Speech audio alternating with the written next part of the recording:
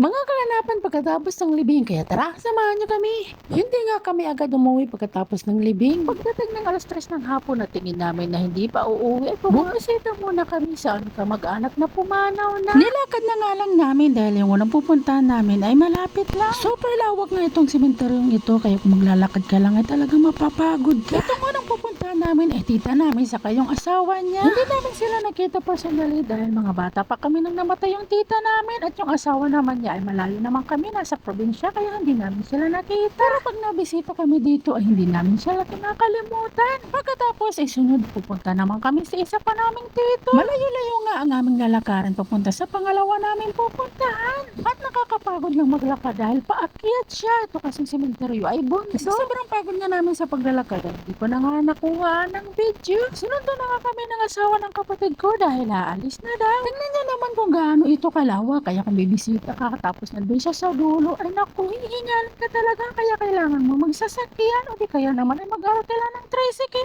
At ito naman, pupunta kami ng bayan para kumain dahil mga gutom na ang person. At sa mga inasal nga namin na piling kumain at dahil walang upuan ay naghintay muna kami, at habang naghihintay itong dalawang bata naman ay papunta sa laruan, kaya ayan, nabilhan ng wala sa oras. Pagkatapos ng ilang minutong paghihintay, ayan, nakaupo na din kami. At habang naghihintay ng pagkain, ito naman ang dalawang bata ay wiling-wili sa kanilang laruan at sana nga nagtagal. Makalipas nga ng ilang minuto, ayan, dumating na yung pagkain. Ay, sa wakas, nakakain na din. Pagkatapos ko kumain, lumabas na kami na bunso dahil sobrang ingay at kulit na sa loob. Katapos ng matagal na paghihintay, ayan, pauwi na din kami. Napasarap kasi ang kwento nila sa kamag-anak dahil ngayon lang din sila nagkita-kita. At kahit sino naman, kapag nagkita kayo ng kamag-anak mo o di kaya ay kaibigan na matagal nang hindi mo nakikita, ay talagang bonggang kwentuhan ang magaganap. At dahil alas 6 na nga ng hapon kami nakarating, hindi muna kami umuwi at dito muna kami natulog sa tita nila. At ito naman kinaumagahan, mga tulog pa nga yung bata. At ito naman si Bunso ay parang palaka naman ang posisyon. Bakit ba ang mga bata kung matulog ay ganyan? At kung katabi mo itong mga batang makukulit, kadalasan talaga sa labas ka ng higaan matutulog. At dahil tulog pa naman yung mga bata, bumaba muna kami at kumain daw pag uuwi. At maraming salamat sa tito, tita at sa pinsan ng asawa ng kapatid ko sa pagpapatuloy sa amin. At pagkatapos kumain ay maya-maya lang naghanda at nagligpit na din kami ng mga gamit dahil malayo-layo din ang aming uuwian. At ito na nga sa wakas ay nakaalis na din kami, pero bago kami umuwi ay may dadaanan muna kami. At dito nga kami pumunta habang naghihintay kami sa kapatid ng asawa ko. Shopwise ata itong aming napuntahan, hindi ko lang sure.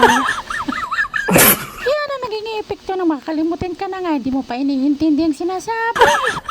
At ito na nga, nakapila nga kami dito sa Jollibee. Buti na lang ay hindi mahaba ang pila. Katapos ka na mag-order ng kanilang nanay ay umupo na kami at binilan pala sila ng laruan. At itong si Bunso dahil excited ay binuksan na yung kanya. Pagkatapos nga ng ilang minuto, ayan, dumating na din ang aming order. Burger lang ang in-order namin sa kapras. At pagkatapos nga namin kumain, ayan, biyahe na naman tayo. At dahil malayo-layo pa ang ating biyahe at para hindi maipit sa traffic ay nag-shortcut kami. At bago nga kami umuwi ay dumaan muna kami sa SM para bumili ng kailangan, lalong-lalo na diaper dahil ubos na.